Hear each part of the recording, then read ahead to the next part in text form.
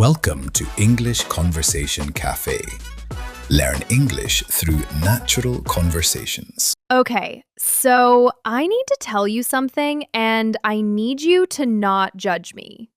That's a great way to start a conversation. I bought a candle last week. $60. $60 for a candle. It smells like a forest after rain, Max. A forest. A $60 forest? It's also very aesthetic. It has, like, a nice jar. So you paid $60 for a jar of nice-smelling wax. When you say it like that, How should I say it? you should say, Haley, that sounds lovely, very sophisticated. Haley, that sounds like a financial decision you're regretting. I am not regretting it. I love it. I just checked my bank account afterward and felt a little sick. That's called a splurge, Haley. It's called self-care, Max. Welcome to English Conversation Café. I'm Max. And I'm Haley, keeper of the $60 candle. Today, we're talking about money. Real, everyday money conversations in English. Not like stocks and investments. We mean the stuff you actually talk about with your friends. Exactly. Splitting a bill, going on a tight budget, treating yourself. Or accidentally spending $60 on a candle. By the end of this episode, you'll know 6 natural English expressions that native speakers use all the time when talking about money. Real, useful stuff. The kind of thing you'll hear at a coffee shop or at dinner with friends. And hey, if you're enjoying the show, we'd really love it if you like this video and hit subscribe. It genuinely helps us reach more learners. And it means more episodes like this one for you. Okay, let's talk about money. So, can I ask you something kind of personal? Sure, Do you check your bank account often? I used to avoid it, completely. Really? You seem so responsible.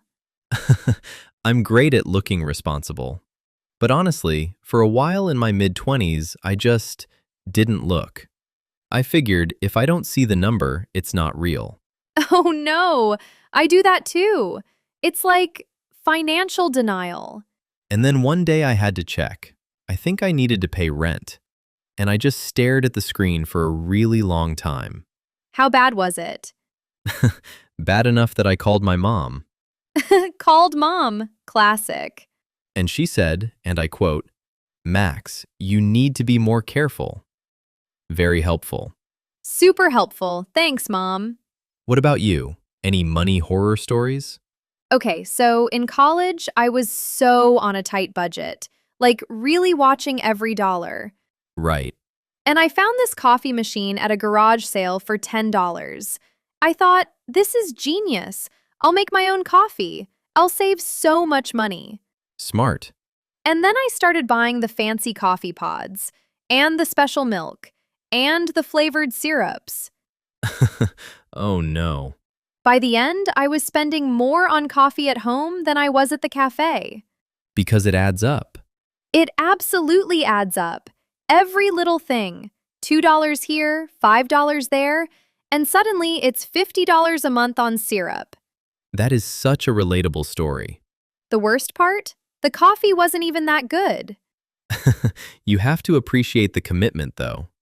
So when it comes to money in English, a lot of the expressions are really tied to feelings, not just numbers. Right. Like, nobody says, I have insufficient funds. They say, I'm a little short right now. Exactly. I'm a little short. It means you don't have enough money in that moment. It's such a soft way to say it, too. It doesn't feel embarrassing. And you hear it all the time. Hey, can you cover me? I'm a little short. Or, I can't make it to dinner. I'm a little short this week. It's very natural. Nobody's going to ask awkward follow-up questions. Another big one, especially if you're going out with a group, is split the bill. Oh, I love splitting the bill. Takes all the awkwardness out of it.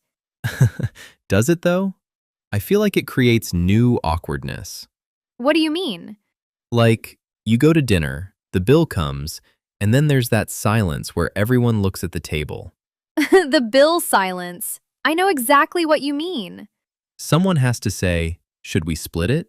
And then suddenly everyone's doing math on their phones. And someone always says, "Oh, I only had the salad." Yes. And then someone else had 3 cocktails and an appetizer, and they're very quiet. The cocktail guy. He's always quiet at bill time. So, splitting the bill is great in theory. In theory, when everyone had roughly the same thing. What about when someone really splurges? Ah, there's another one. To splurge. It means to spend more money than you probably should, usually on something you really wanted. Like a $60 candle. Like a $60 candle. That is a classic splurge. Although, in my defense, I'd been really good with money that month. Okay, that's fair. Sometimes a splurge is a reward. What's the most memorable thing you've ever splurged on? I bought a really good espresso machine. It was way too expensive for where I was financially at the time. Okay, but that sounds useful at least. It is useful, but I absolutely splurged. No question. Do you regret it? Not even a little. Okay, we're going to play a little game. Oh yeah? It's called Myth versus Reality, Money Edition. I say something people believe about money, and you tell me myth or reality. I love this. Okay, hit me. First one. Buying coffee every day is the reason people can't save money. I'm going to say myth, mostly. Explain. Because yes, small daily costs do add up over time. But the real reason most people struggle to save is bigger expenses. Rent, cars, unexpected bills. Okay, that's fair. The coffee thing is more about the habit of small spending than the actual coffee itself. Exactly. It's symbolic. All right, next one. You should always split the bill equally with friends. Okay, this one, myth. Because splitting equally only works when everyone spent roughly the same. If your friend had a salad and water, and you had pasta and 2 glasses of wine, equal isn't really fair. True, though I also think some friend groups just have an "it always evens out over time" rule. Yeah, that works too if you trust each other. Last one. If you're on a tight budget, you should never treat yourself. Myth. Hard myth. Strong opinion. Because if you never treat yourself, budgeting feels like punishment. And eventually, you give up. Yes, small treats keep you going. Like, you've been on a tight budget all week, made your lunch every day, skipped the expensive coffee, and then Friday you get that one thing you really wanted. It feels amazing. Exactly. It's sustainable. All or nothing budgeting almost never works long term. Okay, audience, what do you think? Are these myths or reality? Tell us in the comments. We genuinely want to know. We might disagree with you, and that is completely fine. So, budgeting. I think that's something so many people struggle with but don't really talk about. Yeah, and in English, when you're watching your spending closely, you say you're on a tight budget. On a tight budget. Like the budget is squeezed, there's not much room. Exactly. We can still go out, but I'm on a tight budget this month. It's honest, and it's completely normal. I like it because it doesn't sound like you're struggling. It sounds like you're managing. Which is true, actually. Being on a tight budget is often a choice. You're being intentional with your money. I went on a tight budget for like 2 months last year, and it was actually kind of empowering. Really? Yeah, I cooked more. I stopped buying random stuff online at midnight. The midnight shopping. And by the end, I actually had money left over, which felt so good. That feeling when you check your account and it's better than you expected. Yes, the opposite of the panic check. The pleasant surprise check. And now I try to treat myself at the end of a budget month. Just one thing. Something I genuinely wanted. That's actually a great strategy. To treat yourself, it means to buy yourself something nice, just for you. A reward or a little pick-me-up. I've had a long week. I'm going to treat myself to a nice dinner. Or, I finished that big project at work. Time to treat myself. It doesn't have to be expensive either. A treat can be a fancy coffee, a movie, a new book. A $60 candle. A $60 candle. Exactly. That was a treat, Max. I stand by it. I accept that. Officially. And the bigger point, it adds up. Both directions. Right. It adds up works for spending and saving.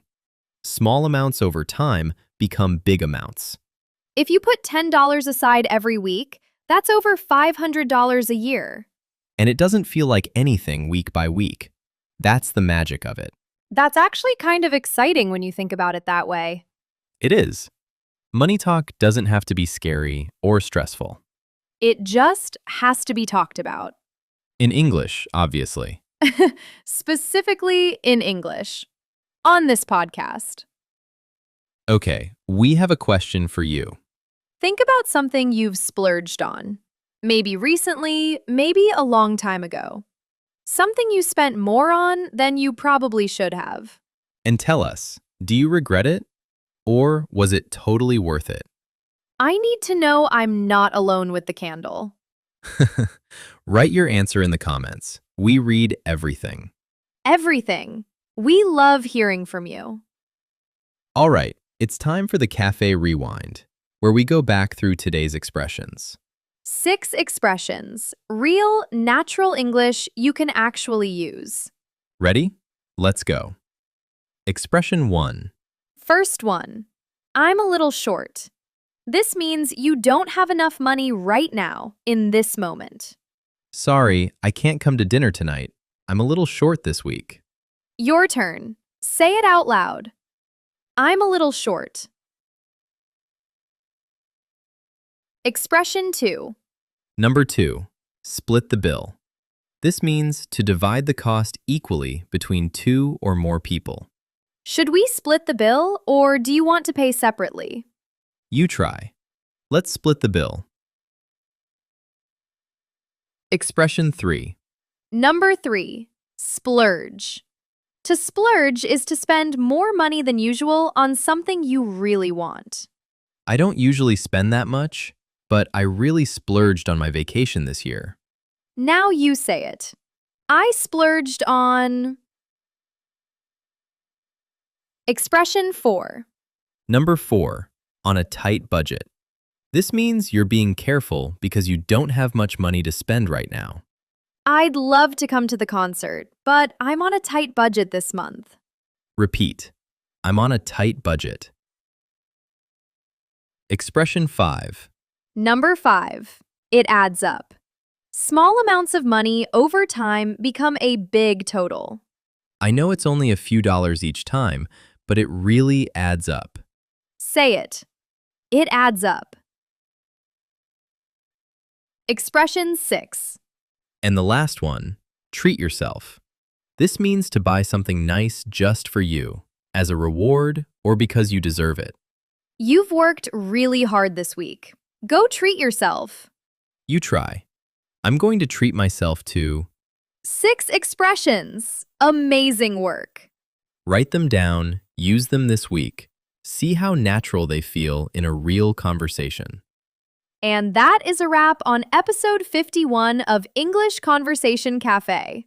Thank you so much for spending time with us today. It genuinely means a lot. And hey, if today's episode was helpful, please like this video and subscribe to the channel. New episodes every week, and subscribing is the best way to make sure you never miss one. And honestly, it makes a huge difference for us. Every like and subscribe helps more English learners find the show. So, until next time, keep practicing, keep talking. And maybe check your bank account. Just perhaps not right after buying a candle. See you next time. Bye. Thank you for listening. We hope today's conversation helped you understand real English better.